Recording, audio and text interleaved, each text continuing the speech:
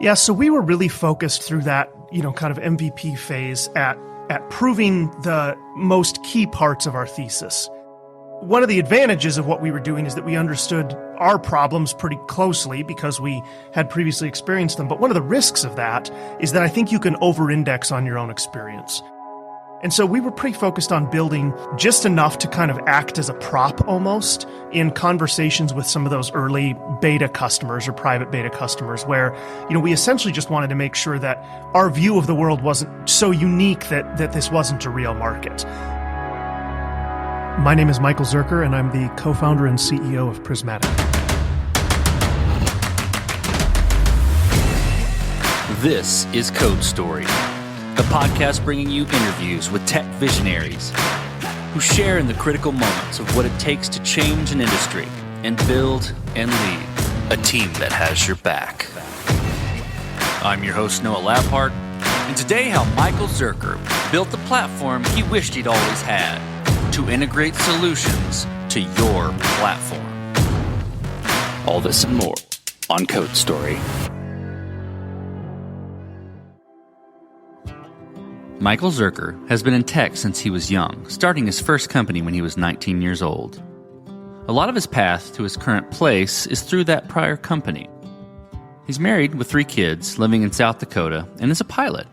Beyond these things, he's a machinist as a hobby. In fact, he created logos cut out of metal for his current team as they shipped their MVP. In his prior company, Michael built a numerous amount of productized integrations across his platform and thousands of customers. No matter their state of growth, these integrations were always a significant challenge. After selling the company in 2018, he decided to build the thing he wished he had back then. This is the creation story of Prismatic. Prismatic is an integration platform that is focused on helping software companies provide integrations to their customers that connect their product to the other products their customers use. So as a software company, no matter what your product is at this point in the evolution of software, you need to connect to lots of other things. And those integrations can, in some cases, be pretty simple, and in some cases, be pretty complex. But regardless, there's this kind of whole layer of complexity around providing those in a scalable and reasonable way. And Prismatic is a platform that enables software companies to build and maintain those integrations easier, to deploy them to large customer bases in an easier way, and even to provide a user experience to their customers such that they can, turn those integrations on and off, make configuration changes, that kind of thing. I previously had a company that did software for law enforcement, and I grew that for about 16 years. And in that process, we built 600 productized integrations across our customer base. So we had a couple thousand customers, 600 integrations from our product to other products that our customers, law enforcement agencies, used. And as we grew, that was a huge burden on our ability to onboard quickly, on our sales cycle. And it was just kind of, whether we were small or whether as we got larger, it never stopped being a really significant challenge. We did all kinds of things as we grew over the course of, more than a decade to address some of those problems. And we even went out and basically tried to find a Prismatic-like thing to buy and use internally. But what we kind of came to realize is that although there are lots of integration platforms in the world, and there certainly were, 5 years ago when I was at my previous company as well, none of them are really focused on helping software companies, like I said before, connect their products to the other products their customers use. And at my previous company, we experienced exactly that. So I sold that company in 2018 and exited. And in that process, it kind of stuck with me, I guess, that integrations at that company were a somewhat unsolved problem, at least at scale.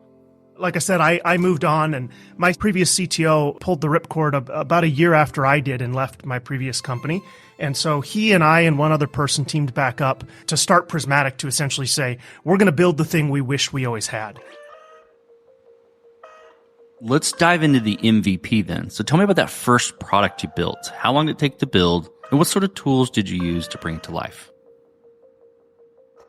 The MVP for us is a little bit of a probably a fuzzy area. It wasn't like we had this exact vision of exactly what an MVP was, and when we built it, we suddenly put a stake in the ground and said, here's the MVP.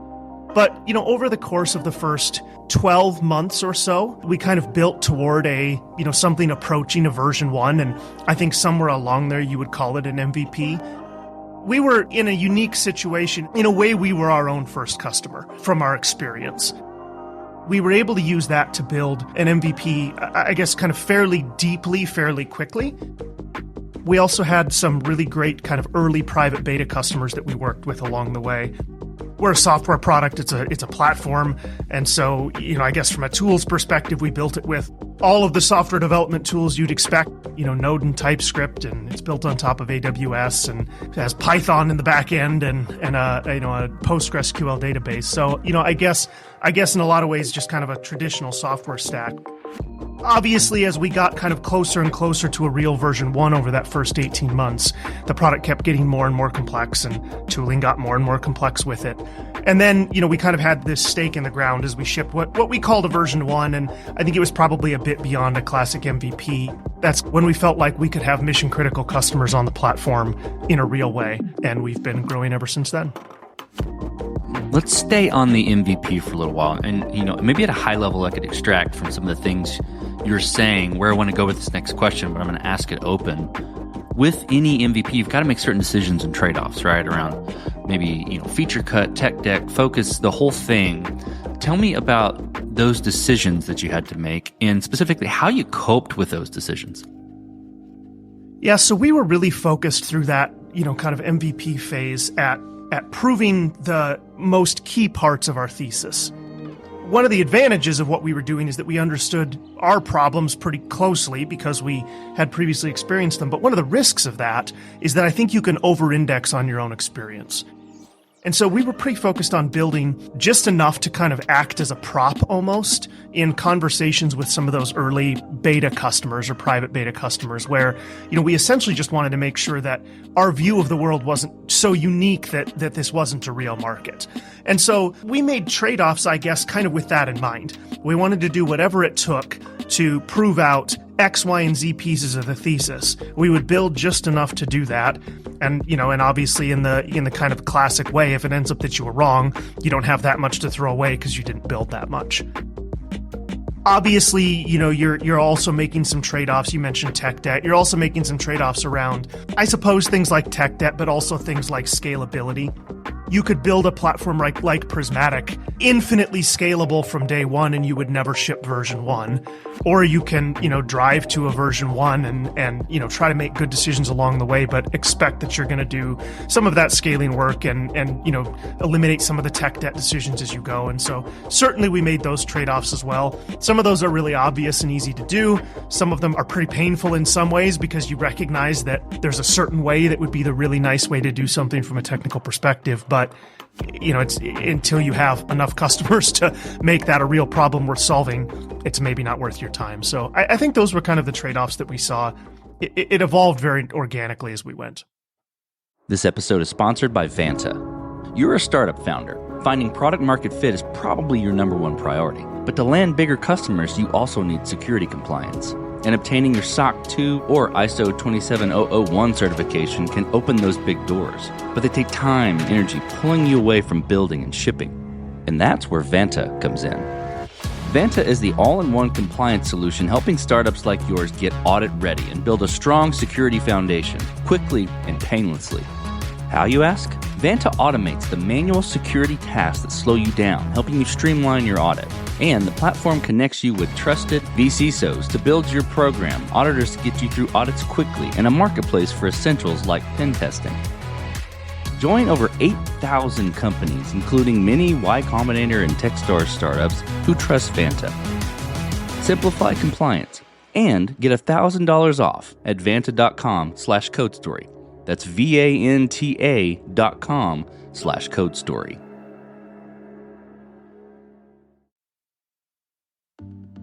Okay, so you've got your MVP and it's working. Tell me about how you took that MVP and progressed it and matured it. And I think to wrap that question in a box, what I'm looking for is how you built your roadmap and how you went about deciding, okay, this is the next most important thing to build or to address with Prismatic.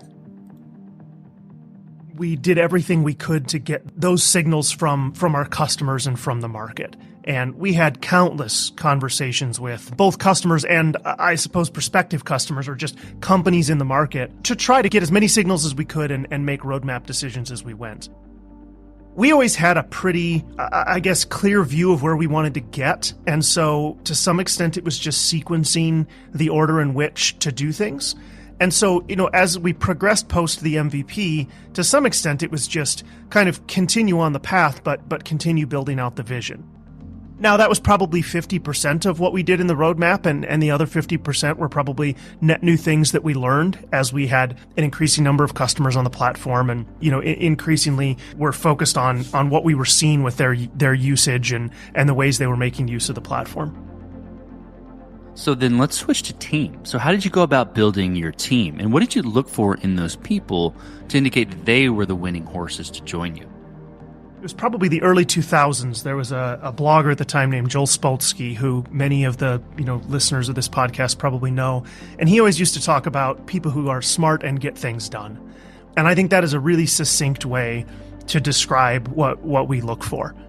We want people who have plenty of raw horsepower, but we also want people who know how to actually put that to use and get real concrete things done. Those skills are sometimes hard to find in one individual, both smart and gets things done. And so, that's something that we've really focused on.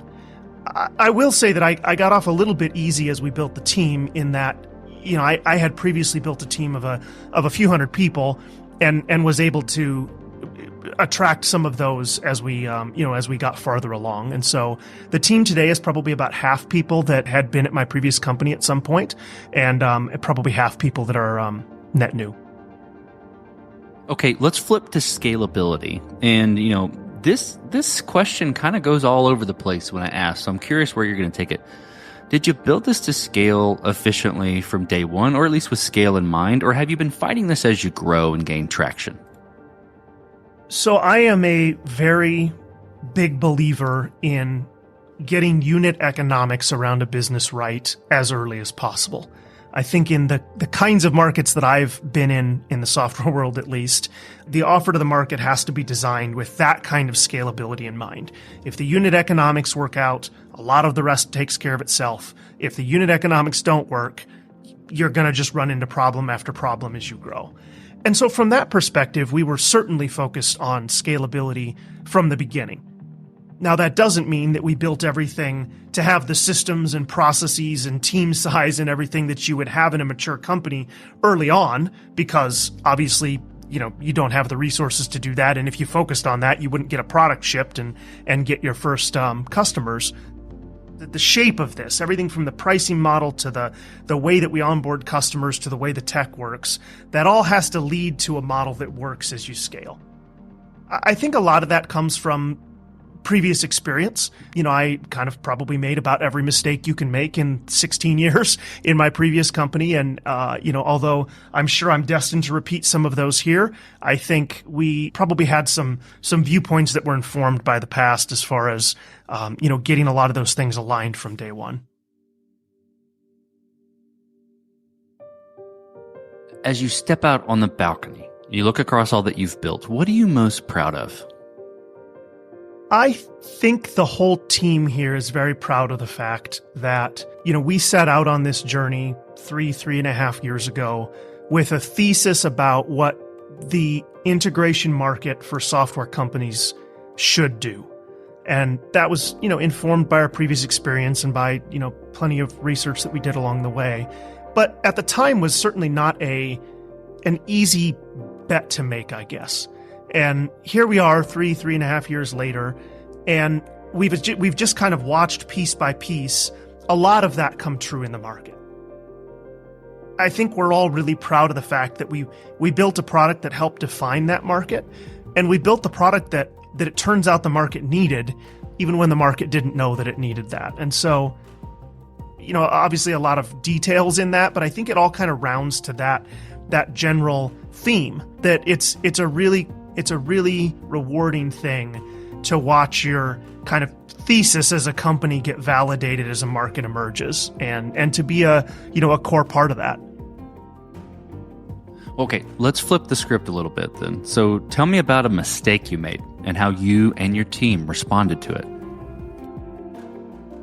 That's a good question. Obviously, we have made many, small mistakes along the way. And I think that, our team in general is probably one that is pretty hard on ourselves with a lot of those little product misalignments or things we should have done sooner or faster or whatever. But I think the one that comes to mind is the way that we went about building this platform with kind of a handful of key pieces could have been done in a simpler way had we built those pieces essentially in a different order.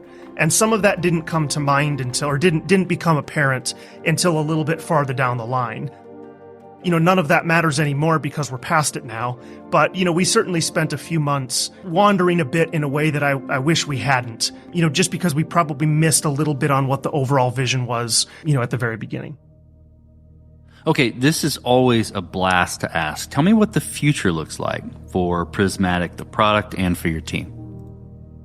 Prismatic is in a really fun part of its growth in that we have, I think, proven product market fit. We have proven sales motions, that take this to the market. And at this point, we're just in a very high growth mode. And so with that comes, a growing team, a product that has more investment behind it every month than it did the month before, an exploding customer base, which is always just really energizing as a company. We're at a really, really great inflection point, or maybe just past the inflection point where, this is going to be a very fast growing thing for quite some time. And especially coming out of a couple of the first 3 years where, you're in study mode and you're in build mode and you're in, not quite stealth mode, but you certainly don't have many people paying a lot of attention to you.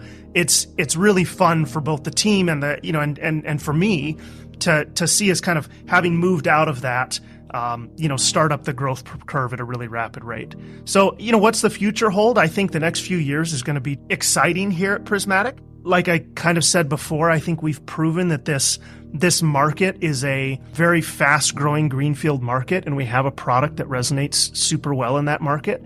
And I think we're just going to keep investing in the things that make Prismatic the right answer for our customers, and we're going to, just keep growing behind that product vision. Let's switch to you, Michael. Who influences the way that you work? Name a person or many persons or something that you look up to and why. My previous company was acquired by private equity, and I stayed on and ran it for another 2.5 or 3 years as part of a parent company. And the CEO of that parent company was a man named Tony Eels. And I learned from Tony something that I hadn't learned in my previous 13 years, I guess, at that point as a founder, which was how to be just super, super focused on the 2 or 3 things that are really going to move the needle, to the extent that you can kind of just let the other things go. And, of course, you have to pay attention to a broad realm of things, and you have to help your team stay focused on a lot of things. But in worrying about everything or in focusing on everything, you don't focus on, the few things as closely as you should. I watched Tony do that, and originally, I don't think I completely understood that dynamic. But as I watched him succeed in various areas where, he was just doing this incredible job, it became pretty clear that a big part of that was his ability to just myopically choose the 1 or 2 or 3 things that were really going to move the needle, focus on those, and just accept that some other things, although it would be neat if we could fix everything at the same time, some other things were just going to have to get let go for a little while. I watched that, I guess, up close in a way that made me internalize it, and it has made me a much better CEO than I was, previous to that experience. So that's a pretty narrow answer, perhaps, but I think that and probably some similar things in other people that I've worked with through the years are the things that have shaped me into a better and better leader and a better and better operator of businesses. Well, we talked about a mistake earlier, but this is a little different spin. If you could go back to the beginning, what would you do different? Or where would you consider taking a different approach? If I go back through my career and go back to the beginning, which, like I said, was kind of founding that previous company, that company was undercapitalized early in its growth, where we had product market fit, and I don't think really recognized it in our naivete. And I think had we understood what I understand pretty well now, it would have been a faster growing company sooner had we capitalized it correctly, had we taken on, investment, had we stopped bootstrapping before we did, et cetera. And so I suppose if I was going to kind of replay my career, I think, that was something where probably for 2 or 3 years, we could have moved the needle in a way that I didn't then understand. When we did bring in institutional capital, we watched all of that happen, and that was great and super rewarding, but it was a couple years after it really needed to be. So that's probably the number one thing. I certainly don't harbor any, regret or anything over it. I think I've had a journey that I'm super pleased with and super fortunate to have had the opportunities I've had. But, if there's one tactical thing to have done differently, that's probably it. Well, last question, Michael. So you're getting on a plane and you're sitting next to a young entrepreneur who's built the next big thing. They're jazzed about it. They can't wait to show it off to the world and can't wait to show it off to you right there on the plane. What advice do you give that person, having gone down this road a bit? I am a person who believes that if you focus on solving a real problem for a real customer, a lot of other things just take care of themselves. And so I guess, especially for early stage companies, I just always advocate for focus as much as you possibly can on product, focus on product through the eyes of the customer as much as you possibly can, and ignore a lot of the rest of the noise out there. You can focus all day long on investors. You can focus all day long on the noise in the world, but focus on customers, focus on product. The rest takes care of itself, I think would be my big picture advice. Solid advice. Well, Michael, thank you for being on the show today. Thank you for telling the creation story of Prismatic. Thank you for having me. And this concludes another chapter of Code Story. Code Story is hosted and produced by Noah Labhart. Be sure to subscribe on Apple Podcasts, Spotify, or the podcasting app of your choice. And when you get a chance, leave us a review. Both things help us out tremendously. And thanks again for listening.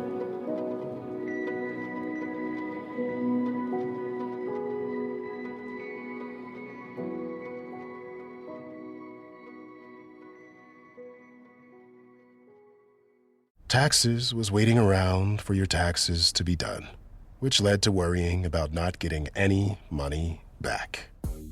Now Taxes is matching with a TurboTax expert who can do your taxes in a day to get you up to $4,000 fast with a refund advance loan. Now this is Taxes. Intuit TurboTax. Get an expert now on TurboTax.com. Expert filing only available with TurboTax Live Full Service. Refund advance has $0 loan fees and 0% APR. Refund advance loans may be issued by First Century Bank N.A. or WebBank. Terms apply. Subject to approval.